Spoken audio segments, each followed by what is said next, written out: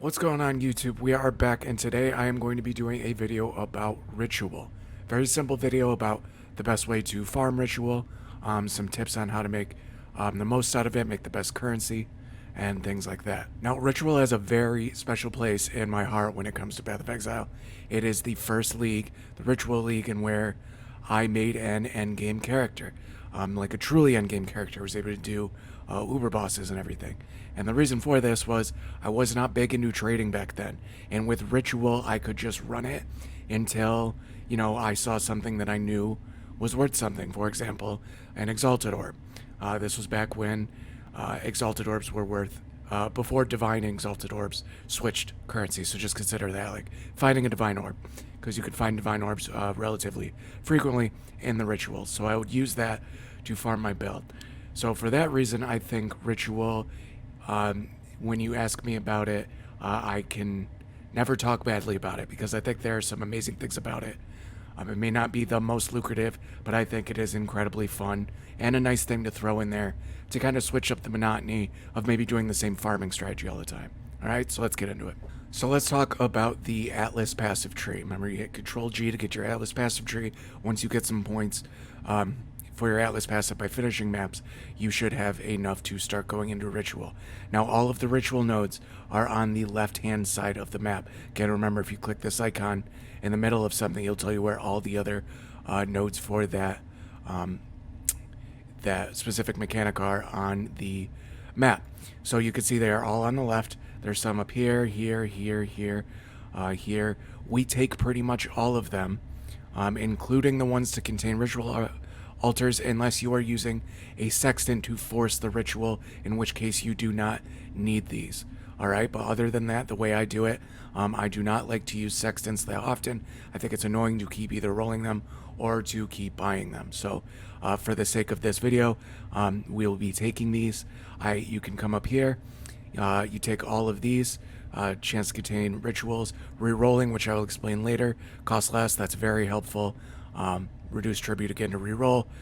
You can re-roll an extra 2 times per ritual. Some more containment things. Altars have 15% chance to drop a Bloodfilled vessel, we'll explain that too. Go up here, this node is very important. Deferring stuff, costs reduce ritual. I go down the right, the reduce tribute to defer things, and then I ignore these two. This doesn't really bother me as much because deferred stuff, when you defer it and you're re-rolling your rituals, it does not need to repair 20% sooner or even 40% sooner, because it seems to be almost every single time you re-roll after that anyways. And then lastly, this one, your map rituals have 4 altars. This is incredibly important. Along with the nodes surrounding it, you get more tribute and increased chance for special rewards. So 50% total, you can see how that's very important. Now for your other points, for yesterday and the day before, I was just rolling essences and doing the final map boss has a chance to drop certain maps, whether it's Elder, Shaper, synthesized, or Conqueror's map, just simply because a lot of times there will be a ritual in the boss room, so you will want to kill the boss anyways, since most of the time you will be in there.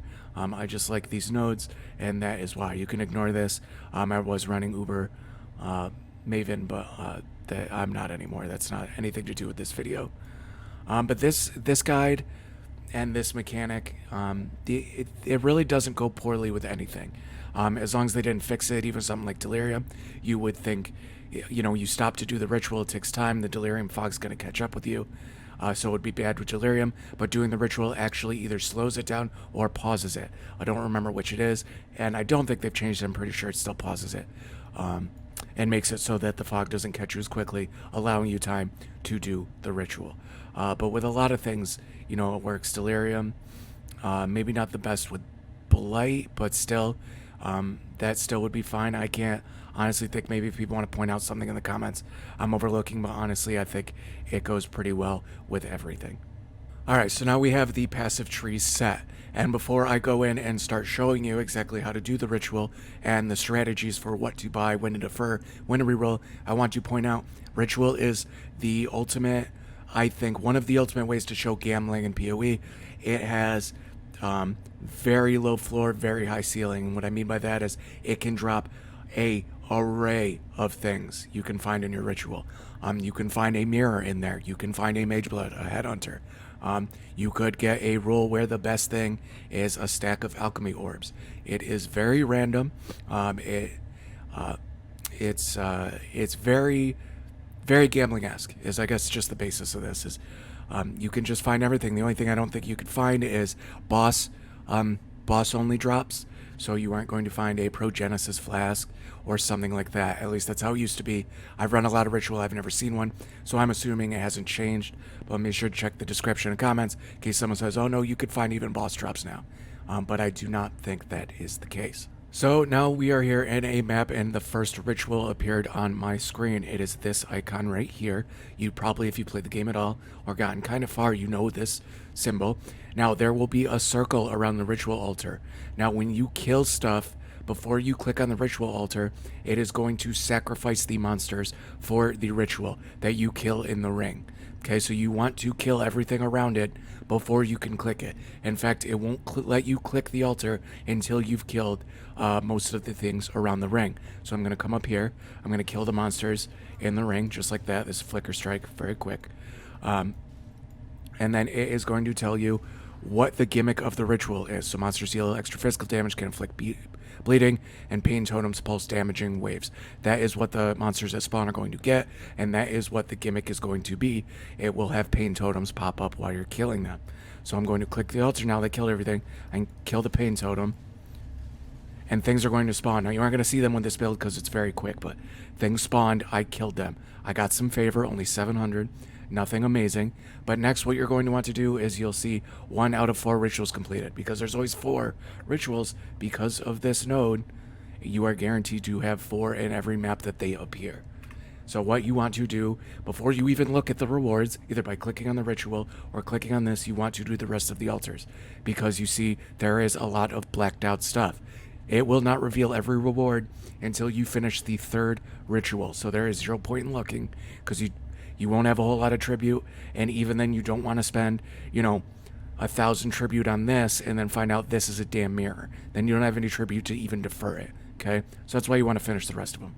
Alright, so I just finished the 4th altar. You can tell that by it says 4 out of 4, which means they are all done. So now we can look by either clicking this button to show the rich rewards, or you can literally just click one of the altars. Now this was not an amazing one. I got just under 5,000 ritual. There are ways to pump this up. We will go over in a minute. There just was not a ton of monsters around. Now, sometimes the ritual will be in the boss room or be around the boss. If you kill the boss, which you're going to have to activate the ritual most of the time, he will appear in the ritual and you will have to fight him again. Now, this can be a viable strategy if you are running maps to where you are getting to the boss room before you're doing the rest of the map, because he will appear in every ritual after the first one that you kill him. They stack. So every ritual, you're going to get more and more tribute. The first one got 700. By the end, I was probably getting like 1,800 or something like that, because it's commutative. So they will, add on to each other. So the more you're killing and sacrifice to the ritual, the more monsters spawn, and it has an exponential growth on how much of the favor that you get. This is called favor, actually. Okay, so if you kill the boss on a ritual altar early enough, he will be in all of the subsequent rituals, and he gives more favor. So we can look at the rewards. You can see everything is revealed now. It's been revealed since the 3rd one, and I have certain things up here that are in black and white, and that is because I don't have enough tribute for them. And these are things that I have deferred previously. Now, what is deferring something? Well, say you really wanted this level 21 siphoning trap, but you didn't want to spend the 2,300 tribute to get this. What you would do is you would click defer item, click on it, and then click confirm. And I'm not going to, because I do not really want this. At least I don't believe that I want this. No, I do not want this. You would click defer, and what that does is if you re-roll, it will reappear eventually. It also gets a discount, so that next time you see it, it will be discounted. Okay, and that's what's been happening with these. Now, when you defer something, is if it has a yellow border around it, you do not have to worry about it disappearing. I do not need to defer these again. It will they will be there at least one more time. I think it's 3 deferrals. It shows up. Well, it depends on the item, but 3 to 5 deferrals, and then eventually it will get this red border. Now, what that means is if I don't defer this again, like I'm going to do here, it will disappear after these rituals. Okay, after I leave this map and do another one, it will not be here. So I am going to pay the deferral fee, and which is 723, to get a future discount of 636. So hopefully eventually I can afford that. Now that is very helpful, because if you see something like a divine orb, or something crazy like a mage blood or headhunter or even a mirror, you are probably going to have to defer it a couple times to get the price down so you can have enough saved up to do it. So I'm going to defer this. Now I don't want to buy any of these yet because I have rerolls. Now I want to reroll because obviously it's going to reroll everything. I'm not going to lose any of this. I'm kind of just saving it to buy another day, and if I don't find anything, I can use the extra tribute to defer it and to get the price down. So eventually it will be so cheap that it won't really matter anymore. So I am going to re-roll, and it will refresh everything. Now, the high thing was a purity of lightning, level 1, 23% quality. This is not worth that much to chaos. This is not that great of a jewel, so I am not going to think about deferring that either. Now, you will notice that if there's something that I'm curious about, I am getting this overlay. Now, what is that? That is Awakened POE Trade. This is not required, but extremely recommended. Now, how you get that is you would go to Google and you would type in Awakened POE Trade in Google, and the top one is the GitHub. Now, the GitHub will have the Awakened POE Trade. You would go click on it, go down to download for Windows and Linux, download the Windows 11 installer right here, and then you install it. And when you run it, it will open right here in your tray icon, and then it will give you this overlay so that when you go to something, say this jewel, you can hit Control D. That is the default. I'm sure you can change that, and it will search for jewels with 13% elemental resist, and they'll say, well, what if it has strength and dexterity? Still a ton that are not really worth anything. What if it's corrupted with damage penetrates? There's 17. They're worth 3, 5. Not worth a whole lot. Okay, not really interested in it. So I'm going to click defer just to make sure these aren't red bordered. So they're still yellow, so they're still good. I don't have to defer them again. I'm going to re-roll one more time, and you'll see the highest thing is splinters. Now, I'm not going to defer these. I will defer this weapon because it is a great crafting base that I can work with or mess around with. So I will defer that. There's 709 left. I can defer something if I want it. You can defer these ritual splinters. That is going to be your call, and I'm going to explain what the ritual splinters, the ritual vessel, and the blood-filled vessels do in a minute. But I am not going to take the splinters. But after I tell you what the splinters do and what these splinters turn into, which is the ritual vessels, you might want to, defer these and start saving these too.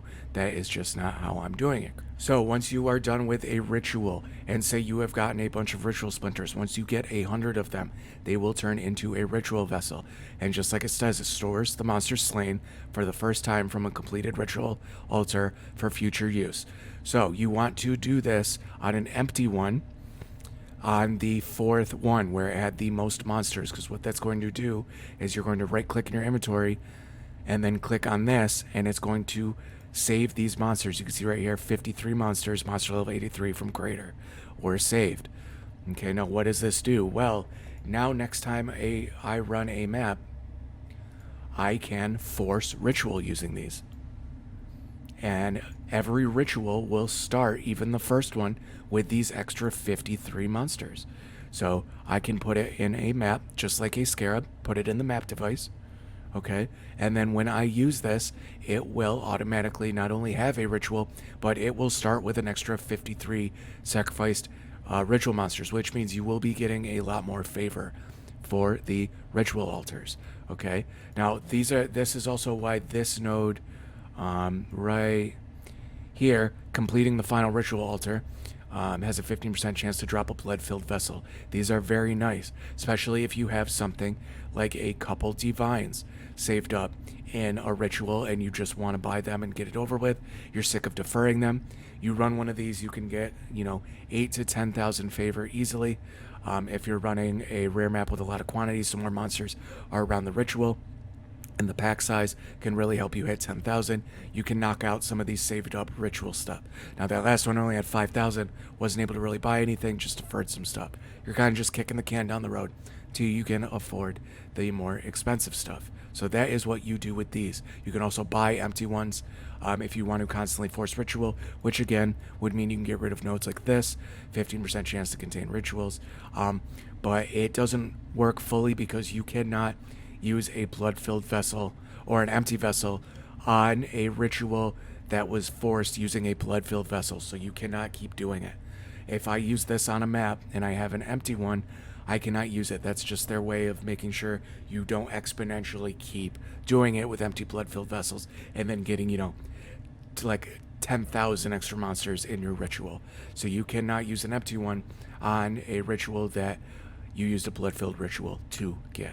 A couple last points to make. You ideally want to be able to reroll, defer anything good, reroll, defer anything good, reroll, defer anything good, reroll, because you will get, with the nodes, a bunch of rerolls. You want to use them all. The more chances you have to see the big hits, something like a mirror or a headhunter, mage blood, any of that stuff, even a divine, the better off you are going to be. So always aim to try to do that, even if it means you have 5 or 6 items in defer for a little bit, but always be trying to, when you get your blood-filled vessels, getting that extra favor to try and clean some stuff that's maybe under, 1,800, 1,500 favor at that point. Okay, also with 2 nodes, if you take Stream of Consciousness, you cannot use the blood-filled vessels because you can't use anything other than divine vessels in your map device, so that will make it so you can't use blood-filled vessels. Don't take it. Also, obviously, don't take the one where your maps can't contain ritual altars. For obvious reasons, that bricks it too. Alright guys, so that is a simple recap of how to do ritual. I love this mechanic a lot. It is not as lucrative as I hoped it would be, but it is lucrative, and I think it is very fun. Every reroll is that POE standard, pulling the arm on the slot machine, seeing what you get. I think it is a great change of pace from a lot of other stuff and other farming strategies that are just super quick.